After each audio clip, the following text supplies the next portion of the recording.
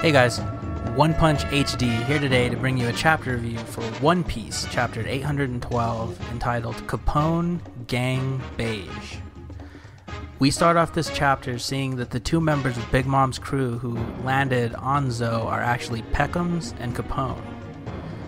Pekoms is completely shocked by the destruction that has befallen his homeland, and he immediately thinks that it is the Strawhats to blame, and he vows to get revenge on them for his people.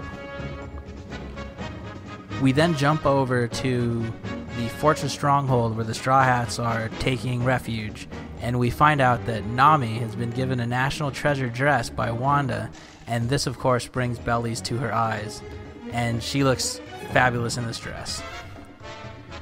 We then discover that Sanji has completed his transformation into a 100% furry philiac, and he is going around garchewing every female mink that he can get his hands on, which ultimately leads to Nami sending him flying out of the building. When we return to Pekoms, we see that he has also reached the fortress, and he is talking with his mother and father and some other minks who he knew when he still lived there. These minks inform Pekoms that it is actually the Strawhats who saved them and is the only reason that they are all still alive after Jack was actually the one who attacked them. Pekoms calls down the Strawhats, and when they come to meet up with him face to face, he gets down on his hands and knees and reveals that he will forever be in their debt for saving his homeland and his people, and he even offers to let them go against Big Mom's wishes as long as they turn over Caesar Clown to him. We then find out that Capone is not very happy at all with Pekom's decision to go against Big Mom and let his emotions decide their actions. Capone strikes up an argument with Pekoms, and as soon as Pekoms turns his back, Capone shoots him in the back and lays him out on the ground.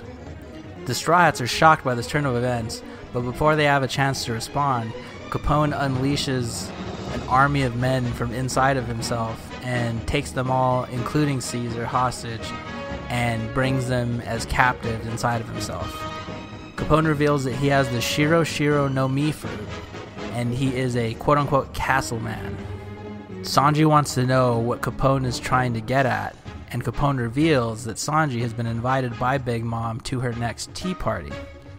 And the main event for this will be the wedding of the third son of the Vinsmoke family, Sanji, and the 35th daughter of the Charlotte family, Purin. And of course, the Charlotte family is the family of Charlotte Lean Lean, who is Big Mom herself. So we find out at the end of this chapter that Sanji is really named Sanji Vinsmoke, and he has been scheduled in an arranged marriage to marry Big Mom's 35th daughter, Purin. And this is a huge cliffhanger that ends the best chapter of the year, which is of course the first chapter of the year, and we're off to a great start for 2016. Okay, so what did we learn in this chapter? Well, we learned that Nami's dress is actually a national treasure of Zou, and I can attest after seeing her wear it that it is most certainly a national treasure. We also discovered that Sanji loves his furries, and I'm sure that this has come as a great disappointment to all of the Sanji found boys out there. I'm looking directly at you, King of Lightning. We also discovered that Pekoms, in contrast to what many of us thought coming into this chapter, is actually very loyal to the Minks and Zou, and he is now eternally grateful to the Strawhats for being the saviors of his homeland and his people. We find out the true nature of Capone's power, that he has the Shiro Shiro no Mi, and that he is a castle man. We also realize that he is extremely cold-blooded and ruthless, that he's willing to shoot his own Nakama in the back in order to achieve his own objectives and follow the orders of Big Mom.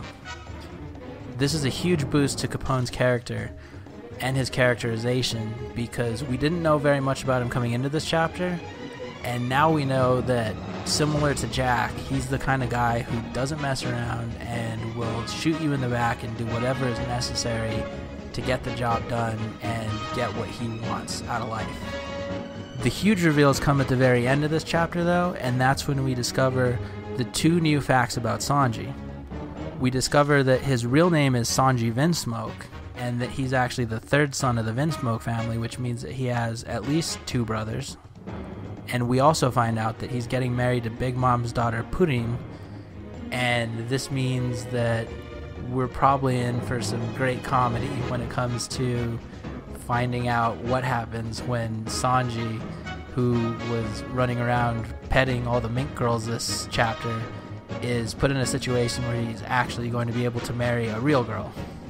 This chapter was a great way to start off 2016, and Oda delivered on his promise to give us the quote-unquote Year of Sanji. I'm really looking forward to see what happens next week, and I'd love to hear what you all think, so leave your thoughts and comments in the comment section below. And of course, like always, don't forget to like, comment, and subscribe to this video if you want to get more awesome theory, discussion, and review videos like this every week from One Punch HD. Alright, see you next time. Take care, guys.